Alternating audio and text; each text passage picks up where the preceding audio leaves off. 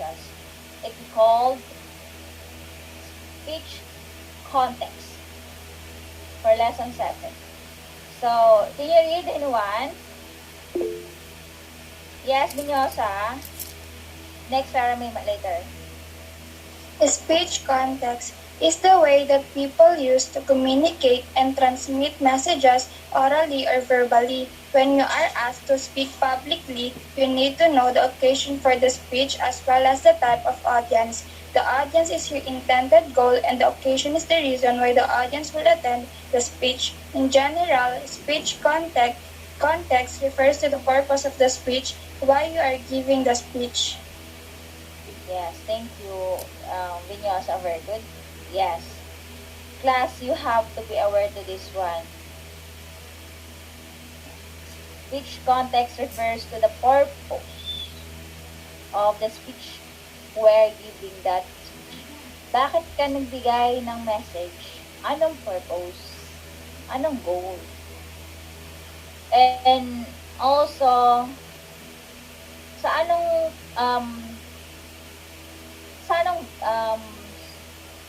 sa isang tao or sa maraming tao, different people, number of people, bakit ka nagbibigay ng message or speech?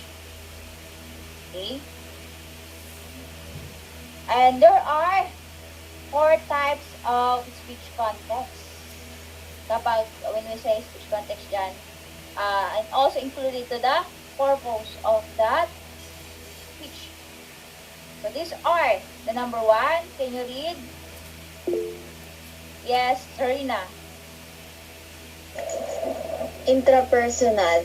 This refers to communication that centers on one person where the speaker acts both as the sender and the receiver of the message. Example, you spend the night thinking and analyzing why a student from the other class talked to you on the way home and you decided it probably meant nothing.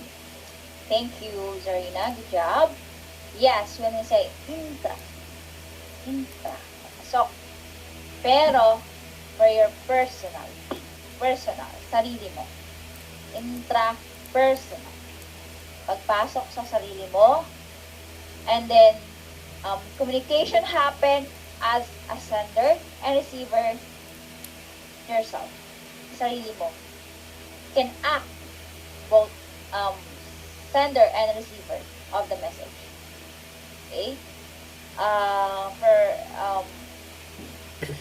another meaning of that intrapersonal is communications within one self. Isa lang. Isang tao lang nakikipag-communicate. At kanino? Sa sarili. Okay? So when you are communicating to yourself, it's involved the thinking, remembering, and also the feelings of yours. Okay? You're assessing yourself on how to react on something. Situation, person's message, anything. You're assessing yourself. You're talking to yourself. It doesn't mean talking to yourself is mali ka. Doesn't mean talking to yourself is my mentality hot ka. Iba yun. Yes, there's a people out there na they're talking to yourself because kasi nga talagang may mental problem sila.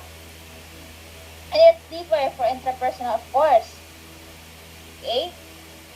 Like this one, you spend the night, inabot ka ng gabi, kakaisip kung bakit ka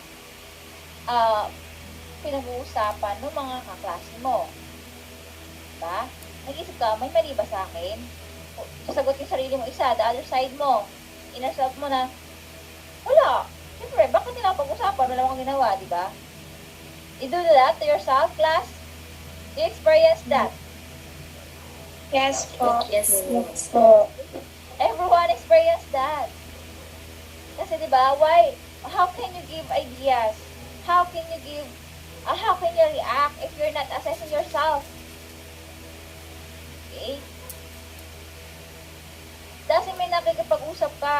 something ka na. Nope. That's what we call intrapersonal. Communication within oneself or to yourself. Inner mo. All things, we do it internally.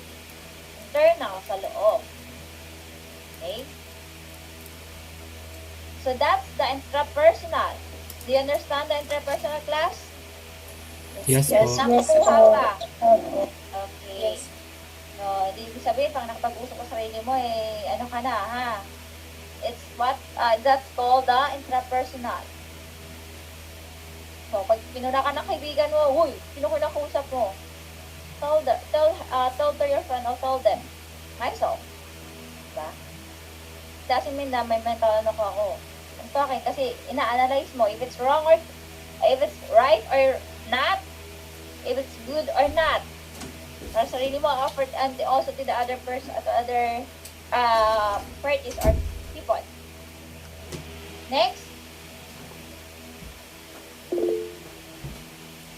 Interpersonal. Yes, gaya pa na. Interpersonal. This refers to communication between and among people and establishes personal relationship between and among them. Example, he provided comfort to a friend who was feeling down. Very good. Yes. That's interpersonal. Communications among relatively small number of people. Okay?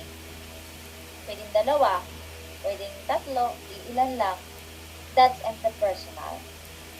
So, and also, you can do that, included in that conversations is,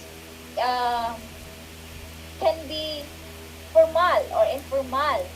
Business, friend, something, family. Can do the intimate or casual. Depending on the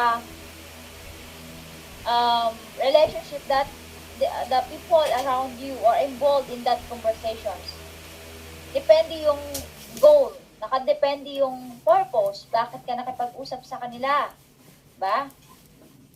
And one example is this, comforting friend who was feeling down. Yun ang purpose mo, bakit ka nakipag-usap sa kanya.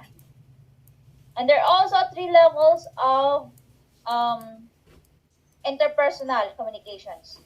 The first one, can you read?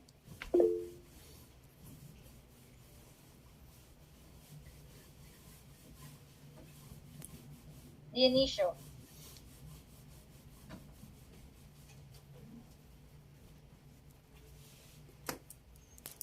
Can you read? Dionisio. Ako The po first ba? one. Yes, anak, go. Diadic. Is communication between two people. Yes. It's dyadic. Dyadic. So you're communicating between 2 people. 1, 2. Like the example, the person comforting her friend because her friend is feeling down. Ilan ang tao? Ikaw at yung kaibigan mo. Only 2. When you say dyadic, okay? That's mean the dyadic. Only 2 person communicating. Next, triadic. Okay, Prieto. Sumagot na si Prieto. Triadic. This communication is participated in by 3 people. Yes, very good. Triadic. Thank you, Prieto. Yes, si dyadic 2, si triadic 3. Trayo. From the word traya. Triadic. So, 3 tao lang. Dyadic and triadic. Best example dyan, marites sa labas. Diba? Nakakita ba kayo? Sa labas, paglabas ng bahay. Yes po. Sila na nag-uusap. 2, 3. Diba? Opo. And then, dun papasok si interpersonal. Intrapersonal. Dun papasok si intrapersonal because kapag lumabas ka ng bahay and then you pass them, dumaan ka sa kanila, you all assessing yourself, you're well thinking if you are the one who talking, they are talking to. Diba? Kung ikaw ba yung pinag-uusapan nila, pag dumaan ka, you're asking yourself, you're questioning yourself, do I am? Ako kaya yun? Diba? It happened. Right? Yes po. Okay. Next one. The last, number 3 of level of interpersonal. Diba dami ha? So, layaw.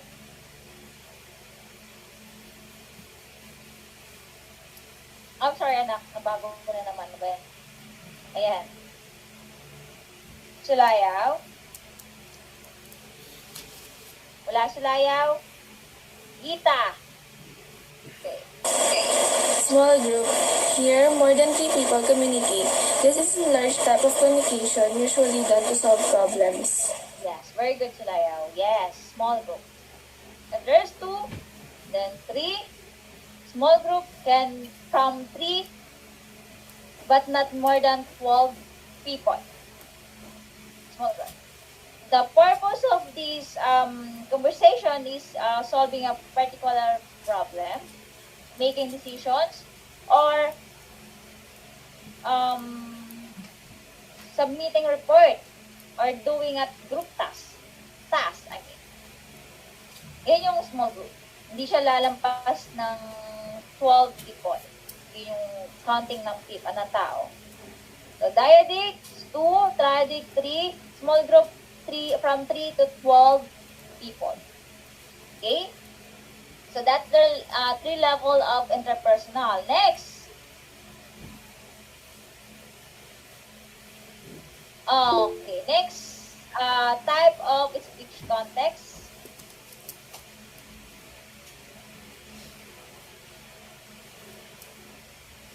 Di maunahan. Public communication. This type refers to communication that requires you to deliver or send a message before or in front of the group. Example, you deliver a graduation speech to your batch. Thank you. Good job. Di maunahan. Yes, when we say public communications. Your communications, you communicate between one, halimbawa, ikaw yun, sarili mo, to several people. More than 12 people na yan. So, marami na, di ba? Maraming tao na. Pwedeng 25, 50, 100, ganyan. Yun ang bilang ng tao niyan. So, public communications. The goal of this one is to give informations or persuade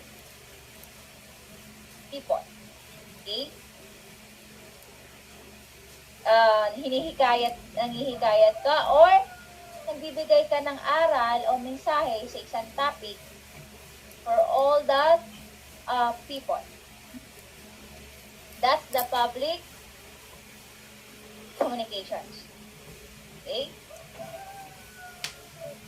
You're going to express your message. For example, another example, you're going to express your message during commencement exercise of in your school, school or other graduations na nangyayari, event na nangyayari sa ibang school. Bawa, ikaw guest speaker doon. So, nagbibigay ka. Maraming tao, maraming estudyante. Okay? Sa isang event naman sa school nyo, yung guest speaker nyo nagsasalita, tapos kayo ang nakikinig. It's public communications. Do you understand, class?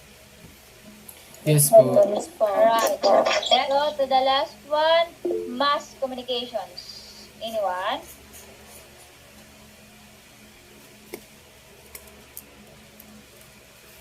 Santa Ana.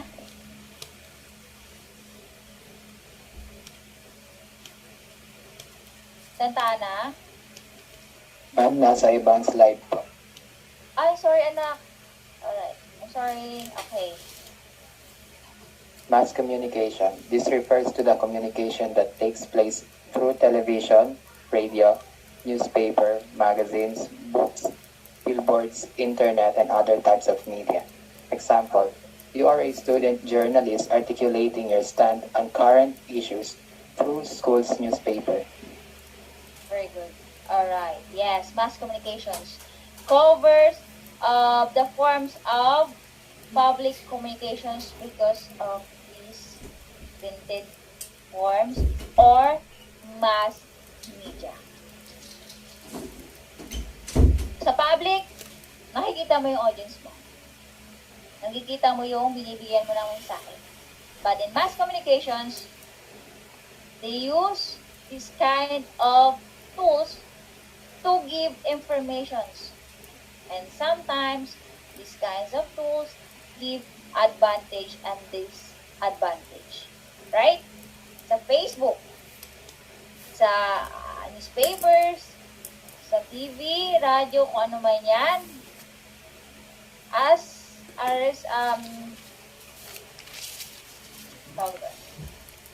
bilang reader or listener or ikaw yung audience ng part of that media, habang nakikinig ka yan, you have responsibility to be aware if it's true or not. You have to find their references, their sources, kung tama ba yung binigay nilang informations. Kasi maraming nabubulag sa kasinungalingan ang mass media. Right? They can manipulate the mind of the people who listen or watching that informations given through that mass media. Okay? Diba nangyayari naman yan mga anak? Naranasan nyo bang mag-post or siraan kayo ng ibang tao through media? As a responsible citizens also, or audience receiver like that, you have to be careful also. You have to be sensitive also what you are going to post. It's defining yourself, defining your character kapag nagpo-post ka. Mas maganda mag-post ka positive. Mga positive lang. Kasi, mabasa man ng iba yon, nakakahawa yon. Nakakahawa kapag nag-post ka, di pa naman po, ma'am. Yes. Okay, good job kung hindi pa naranasan yan.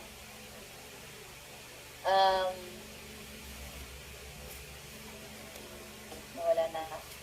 Ayun. Good job kung hindi naranasan yung ganyang bagay. Pero syempre, sa nangyayari sa atin ngayon, kaya nga nagkakaroon ng negative sa ibang tao, sa isang tao, nagkakaroon ng hate, galit. Kasi nga, natatakpan, nagagawa kasi ng isang, dati, sa panahon namin mga anak kasi, yung media talaga, yung media na yan kasi talaga, namamanipulate yan. Maganda yung sasabihin sa isang tao kahit hindi naman totoo, at pangit na sasabihin sa ibang tao kahit naman hindi totoo. Kaya nangyayari, a lot of people can feel the same hate for that person kasi yun ang narinig nila. Hindi na sila nag-research, hindi na sila nag-alam. You have to be,